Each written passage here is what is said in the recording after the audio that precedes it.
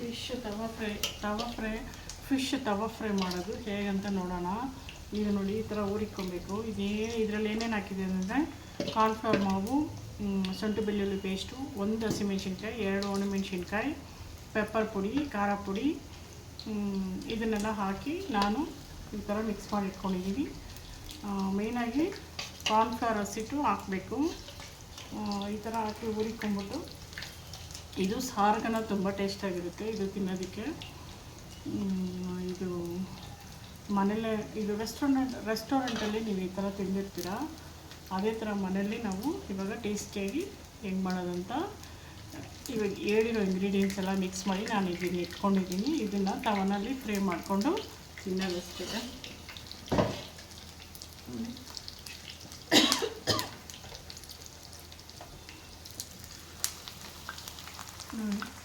Fish ತವಾ fry ಇದು ಈ ಥರ ಮಾಡ್ಕೊಂಡಿದ್ದೆ ಸಾಕತ್ತಾಗಿರುತ್ತೆ.